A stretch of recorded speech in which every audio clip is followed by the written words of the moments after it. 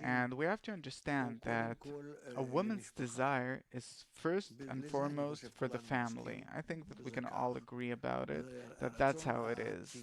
It's a natural desire.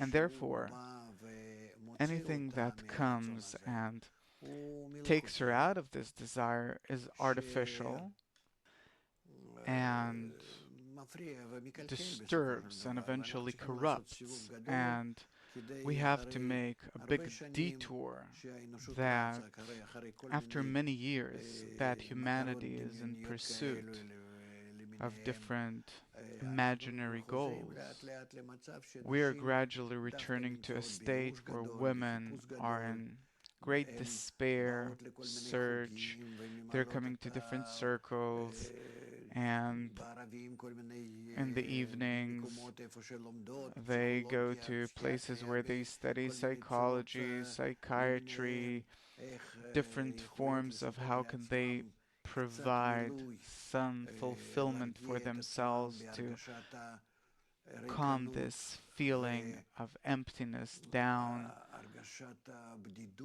the feeling of loneliness. Mostly women have a family. In our times, I'm not really sure that that's how it is. I'm not talking here in Israel. I'm talking about the modern world in general. Maybe the same desires and fulfillments that a woman had 200 and 300 years ago are the same today.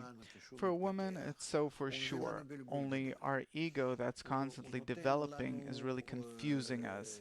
It allows us to understand that aside from food, sex, and family, there's the matter of money, honor, control, knowledge, and suddenly it confuses women, also men, but especially women. And then we're in pursuit of all these things and we think that it's good. And then a woman, she also has to work. And then I see that when I leave my apartment building where I live, they're all young couples, mom and dad around their 30s, that grab their children in the morning, stuff them into the car, bring them to the kindergarten or school, and the miserable kids that are suffering from being taken so early out of bed at 6:30 in the morning.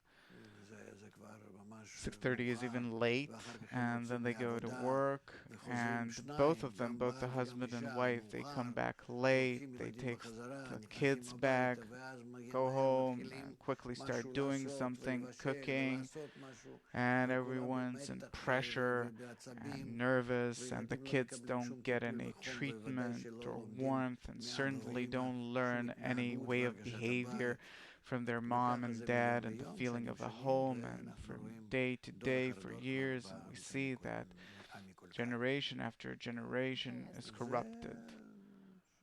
And I grew up in a yard which was in a garden with many trees, bushes, and in it were three houses. My grandparents' house from the side of the mother, grandparents' house from the side of the father, and our house. And I saw how my grandparents from every side lived, and also my parents. Both of them are doctors. My mom even used to go to work for 48 hours with a night shift. And my dad also from morning till evening was at work all the time. Compared to my grandparents that were at home all the time. Both of the grandfathers used to go to work, but the grandmothers were at home. And it gave me a kind of a completely different feeling that my mom and dad, I don't know what they're doing, where are they? They go out of the house in the morning, come back at night, and that's it. And it's a big difference. This is the impression I got from how it was in the past and how it became corrupted, distorted in the 20th century. And we're much beyond that, where the kids altogether they don't understand what is the role of the parents and the home, and they're getting their education through their mobiles,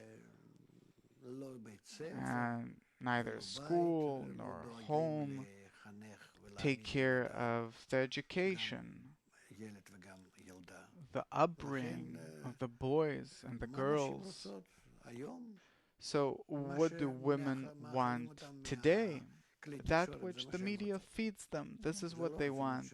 These aren't their desires, and they have no opinion of their own. A long time ago, they've lost their natural desire, and they have a big frustration nonetheless, I think, because they want to have children, they want to have a family, be in a warm family, to raise the children, get contentment from them, and have a husband that cares for them. And that is not happening. They didn't get the education on the one hand, and on the other hand, they're not in a society, speaking now about women, they're not in a society which supports it. Yeah, there's a lot of social pressure to go out and work, and women don't have the privilege of sitting at home and with a child. I think that soon we'll return to it in a different way, that nonetheless less and less people will have to work, and maybe we'll understand that we will give the man this privilege of working outside, and nonetheless will give a woman the education of being at home. But will she really be happy as a result? It all depends on education. It all depends on how do we aim a person. A person himself, you can bring him to some primitive tribe in Australia.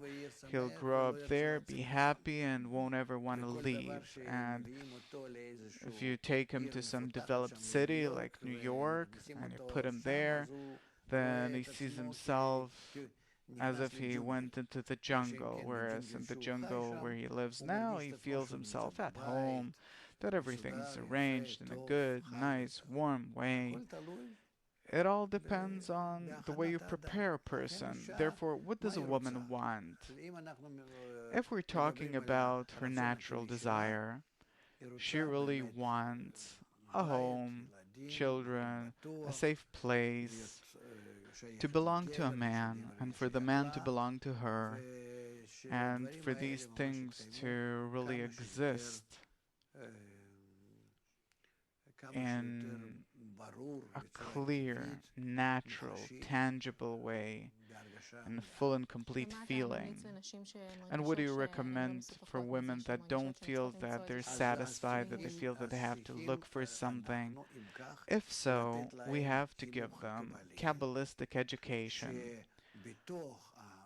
where inside the right family, they can start achieving the inner spiritual goal, which raises them to an even higher level, where both the family and their connection with their husband become something by which they can rise. All the members of the family, they can ascend truly to a spiritual level, and then they won't simply get a fulfillment like in this world, some kind of satisfaction like honor, status, yeah, something temporary that calms them down, but they will also start getting a special fulfillment called man and woman, divinity or godliness between them, where in the right kind of connection between the man and the woman, they can also discover the higher force, the higher purpose. In short, something that you can't get or achieve in any other way in our world. So what do women want? At her foundation, this is the kind of a connection that a woman wants through the husband to also achieve the higher force, through her husband. And in this way, the husband and wife are called in Hebrew or in the wisdom of Kabbalah, Zer Anpin and Malchut. And what they can reach, achieve, and the right connection between them is the fulfillment of the higher world. So, a woman is a religious being in essence. I don't know what you mean by religious. You said that what a woman really wants is to achieve the higher force through her husband. Yeah?